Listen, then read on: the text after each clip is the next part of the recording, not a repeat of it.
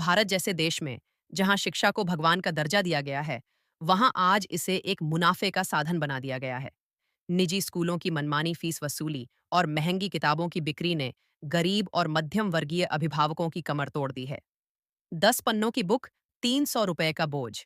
आज हालात ये हैं कि एक प्राइवेट स्कूल 10 पन्नों की एक छोटी सी नोटबुक या वर्कबुक के लिए 300 से 350 रुपए वसूल रहा है।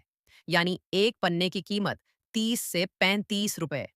यह कोई शिक्षा का साधन नहीं, बल्कि खुलेआम लूट है। ऐसी किताबें जो 20 से 25 रुपए की होनी चाहिए, स्कूल अभिभावकों को मजबूर करते हैं कि किताबें और यूनिफॉर्म सिर्फ उन्हीं द्वारा तय दुकानों से खरीदें। इस तरह एक छात्र की सालाना किताब कॉपी और यूनिफॉर्म पर ही हजारों रुपये खर्च हो जाते हैं, जो एक गरीब या निम्न मध्यम वर्गीय परिवार के लिए भारी बोझ है।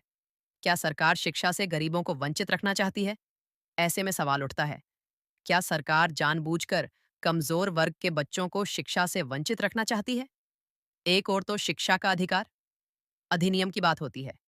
दूसरी ओर स्कूलों की इस मनमानी पर सरकार आंखें मूंदे बैठी है। स्कूलों को दी जा रही छूट और निरीक्षण तंत्र की कमजोरी इस बात की गवाही देती है कि सरकार की प्राथमिकता में शिक्षा नहीं, कुछ और है। मुफ्त राशन नहीं, मुफ्त शिक्षा दो। सरकार गरीबों को मुफ्त राशन दे रही है, चावल, गेहूं, दालें, ताकि वे भूखे न रहें। यह एक सराहनीय कदम है, लेकिन उससे भी ज्यादा जरूरी है मुफ्त और गुणवत्तापूर्ण शिक्षा। क्योंकि राशन पेट भर सकता है, लेकिन शिक्षा भविष्य संवारती है। यदि कोई बच्चा अच्छी शिक्षा नहीं ले पाएगा, तो वह हमेशा उसी गरीबी के चक्र में फंसा रहेगा। अगर सरकारें मुफ्त शिक्षा दी होती, तो आज मुफ्त राशन देने की जरूरत ही नहीं पड़ती। शिक्षा ही देश का असली विकास है। देश की तरक्की सिर्फ इमारतों और हाईवे बनाने से नहीं होती। असली विकास तब होता है जब हर बच्चा पढ़ लिख कर अपने पैरों पर खड़ा हो, वैज्ञानिक बने, डॉक्टर बने, इंजीनियर बने और समाज को बेहतर बनाए। लेकिन जब स्कूल ज्ञान नहीं, व्यापार बेचें और सरकार मूक दर्शक बनी रहे, तो यह सपना अधूरा ही रह जाता है।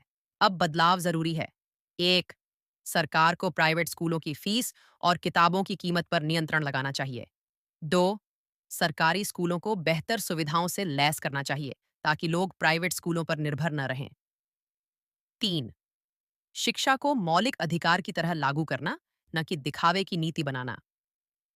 निष्कर्ष, अब समय आ गया है कि सरकार मुफ्त राशन से आगे बढ़े और मुफ्त शिक्षा को अपना मुख्य एजेंडा बनाए, क्योंकि एक शिक्षित समाज ही आत्मनिर्भर बन सकता है और आत्मनिर्भर समाज ही एक सशक्त राष्ट्र का निर्माण करता है।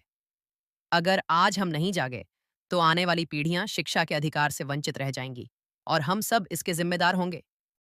मुफ्त राशन नहीं, मुफ्त शिक्षा दो, देश को आगे बढ़ने दो। गरीब का बच्चा भी पढ़ेगा, तभी तो देश आगे बढ़ेगा। सरकार आंखें खोलो, बच्चों को किताबें दो, बिल नहीं। पढ़ेगा भारत, तभी तो बढ़ेगा भारत।